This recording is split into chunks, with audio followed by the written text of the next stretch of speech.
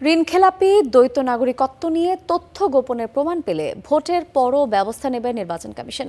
এছাড়া ভোটের স্বচ্ছতার প্রশ্নে আপোষ করা হবে না বলে সতর্ক করেছেন কমিশনার আব্দুর রহমান এল মাসুদ। অন্যদিকে ইসি সচিব বলেছেন, লেভেল প্লেয়িং ফিল্ড আছে বলেই প্রার্থীরা প্রচার করতে পারছে। দ্বৈত নাগরিক ও ঋণখেলাপিদের ভোট করতে দেয়া নিয়ে ইসিতে হয় তুমুল তর্ক বিতর্ক, আলোচনা। তবে খেলাপি হয়েও ভোটের সুযোগ পাচ্ছেন অন্তত 50 প্রার্থী।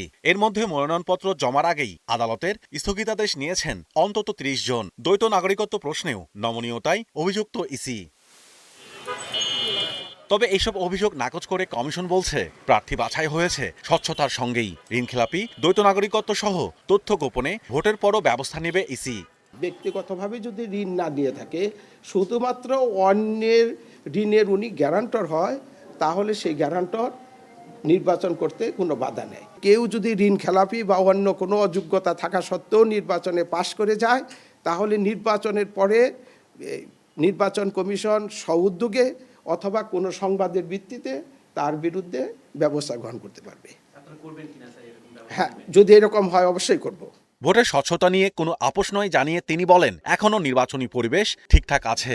কোনো চাপ নেই।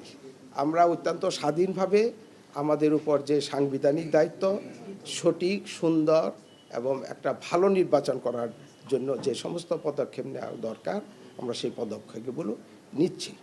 এদিকে প্রচার শুরুর 5 দিনে নানা জায়গায় গোলযোগ, পাল্টাপাল্টি অভিযোগ থাকলেও লেভেল প্লেইং ফিল্ড নিশ্চিত আছে বলে দাবি ইসি সচিবের।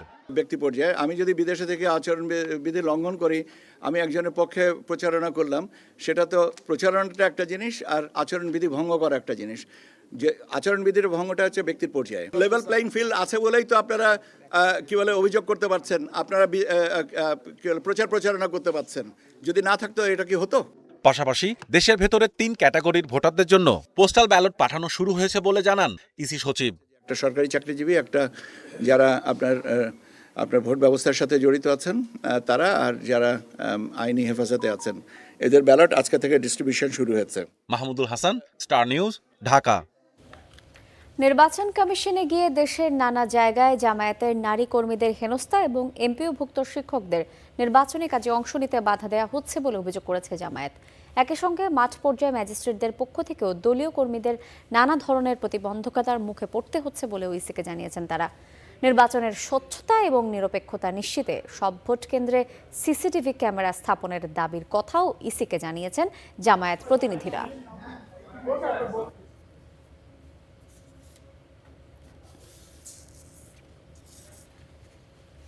দলের পক্ষ থেকে আমাদের নারী কর্মীদের উপর মারাত্মক ধরনের আচরণ করা হচ্ছে, যেটি একটা উদ্বেগ এবং উৎকণ্ঠা তৈরি করেছে।